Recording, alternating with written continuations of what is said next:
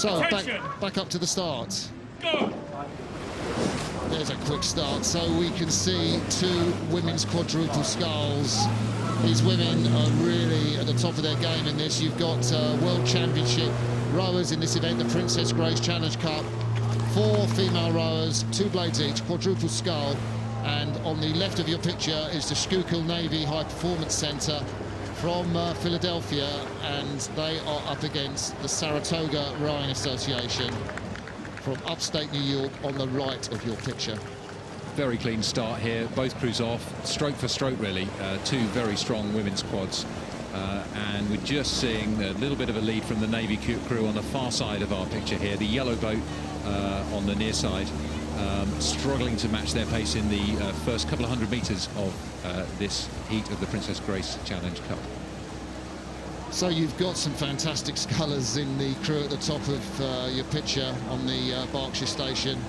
The Schuylkill Navy High Performance Centre, it's a kind of amalgam of all the Philadelphia clubs, from Potomac, Vesper and Undine, and it's actually the oldest sporting body, would you believe, Matt, in the USA. 1858 it was formed, and that's how long rowing's been going on the Schuylkill River. That is pretty old for anything American, to be honest. And by the way, hello to all our viewers over in the US, waking up now and tuning in live online to see Henley Royal Regatta here. And we're watching the women from the Navy High Performance Centre performing in a very high way here as they ease out.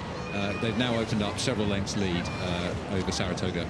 So it's time to really maybe do a bit of explanation as to why the women from Schuylkill are that dominant against the women from upstate New York. Oh, look, we've had a shipwreck, Martin, right? They were just caught, I think the 2 or 3 women in the boat there just caught what you'd call a shipwreck. They're all caught in the water, and the whole boat stopped there. They're already some way down, but you don't really want to be doing that at any point in a high-intensity race like this. They've picked up quite well, but I've got to tell you, their hearts will be really thumping. Extra adrenaline here. There's a risk of steering going off as they pump back, super fired up really now to get the boat moving again. But I think their gap is now far too long to hope to reel in the Navy High Performance crew who are walking away in this contest. Some really powerful sculling here, demonstration sculling, you'd say, from these women. So looking back at the replay, let's have a look. We can see in the middle of the boat, oh no, the stroke woman, actually, I got it wrong. The stroke woman on the right-hand scull there just caught what we call a crab.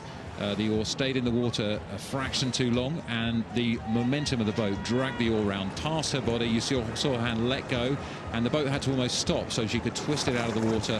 And then you see the rapid pace of the recovery. She'll be absolutely furious about that. It happens to the best rowers at the worst times, and good recovery after what was a boat-stopping crab. So let's have a look. There's Lindsay Mayer. She's the stroke woman closest to you of the Schuylkill Navy High Performance Centre. Lindsay Mayer was in the World Championships, finished 10th in the single sculls in 2010.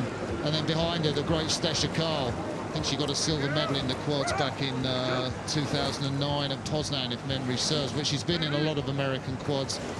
Both those 2 women probably disappointed not to be in the Rio Olympic team, but they're here powering this quad down the course, and I think with that sort of quality in the boat, is it any wonder that they've got that distance out in front, mate? It's a very impressive row from these women, and in the Princess Grace Challenge Cup, a royal connection again with the Henley Royal Regatta here for our American friends.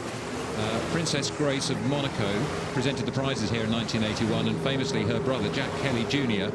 won the Diamond Sculls, the premier men's sculling event here in 1947 and 1949. So one of the great things about racing at Henley is to be racing in events that have been going for many years, huge historic connections as well. It makes it particularly special, and I think for those coming from a younger country like the US, it's an extra special treat to be here.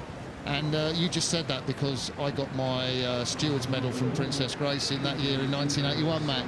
And also what we won't mention is that I think it was a granddad or maybe a dad, I'm not quite sure which, who was not allowed to row at Henley Regatta because they had the rule back then that you couldn't be a tradesman and row at Henley Regatta, and her dad was a builder in East Coast and great sculler and missed the chance to row, but that's all the family history. I think there's been books written about it, but Princess Grace and her son, Prince Albert of Monaco, great supporters of the sport. Princess Grace, of course, sadly not with us anymore. The only thing that Martin knows more about than rowing is history. So you've got historic events, royal connections, and a really fantastic royal performance here from the Navy High Performance Centre as they cross the line. A very strong row from those women. So they're country women from upstate New York, the Saratoga Rowing Association. If you're watching here live on YouTube around the world, in the States, or on BT Sport here in the UK, you've seen fantastic women. There she is, Lindsay Mayer, in the stroke seat, closest to you. And Navy beat Saratoga in the Princess Grace.